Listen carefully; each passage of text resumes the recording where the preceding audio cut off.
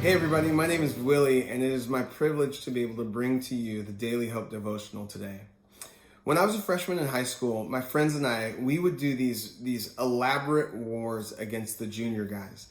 We would literally have egg wars and water balloon wars, shaving cream fights. We would have paintball wars against each other. And one night, instead of doing the war out in this field that we would typically do it in, we decided to do the war at my house. So me and my friends all were posted up at my house, and the junior guys, like guerrilla warfare style, tried to come and infiltrate our ranks. We won, don't worry. But the next morning, we woke up and my house was a mess. The street was a mess. There was eggshells and water balloon shrapnel and you name it, all over the place. Paint on our house from the paintballs. And I remember just thinking, I'm in so much trouble. So I went outside to clean it all up, and I started to clean it up. But quite honestly, there were things that I couldn't reach. The mess was too great for me to clean up on my own. And without me asking, my dad came outside, and my dad just quietly started picking up the mess with me. He started cleaning up the mess with me. He actually cleaned up a mess, probably did more of it than I did, and it was a mess that he hadn't made. And when we look at the reading for today, it's Mark chapter 15. We look at Jesus' journey to the cross, Jesus' last moments before he was crucified. And when we look at that, I'm reminded of the fact that Jesus' journey to the cross, it wasn't because of anything that he had done, but because of the sin of man, because of what I had done, because of what the people who walked in his day had done, because of what you had done. Jesus, his journey to the cross was because of what we had done. He had no mess to clean up. He had lived a sinless life. There was no mess that Jesus had to clean up. But our lives, sinful man, we were a mess. And we needed someone to pay the penalty for our sin, or we would have died separated from God.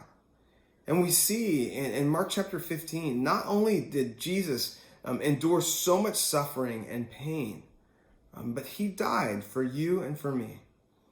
And the moment that Jesus died, in Mark 15, 37 and 38, it says, "And then Jesus uttered another loud cry and breathed his last breath.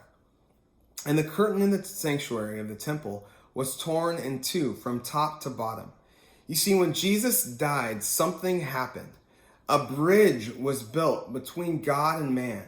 Where there had been separation from God and man, Jesus built the bridge by shedding his blood on the cross, so that you and I could enter into right relationship and have an intimate relationship with God.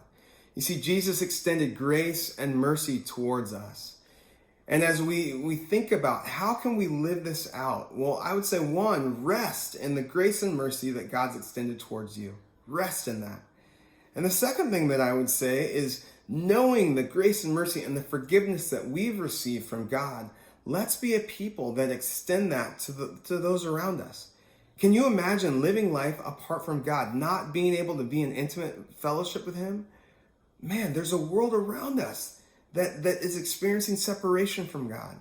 And we have the opportunity to extend grace and mercy, the love of Jesus, to the world around us, so that they can be in right relationship with the one who knows and loves them most. So I would encourage you today, think about the people in your life who are separated from God, who don't even know that they're living in a mess. Think about those people and think about ways that you could introduce them to the one who can clean up their mess, the one who can set them free, the one who can introduce them to life and life to the full. You see, Jesus died. He paid the price for our sin. Now let's share that life-giving love, that life-giving truth with the world around us. You see, God made a way. Now let's follow his example and speak his words of life and love to the world around us so that they could know and be in intimate fellowship, intimate relationship with Jesus. Amen?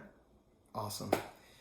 Guys, we would really love for you to join us this weekend at northcoastcalvary.org for our weekend services starting at Saturday night. All right? Have a great weekend.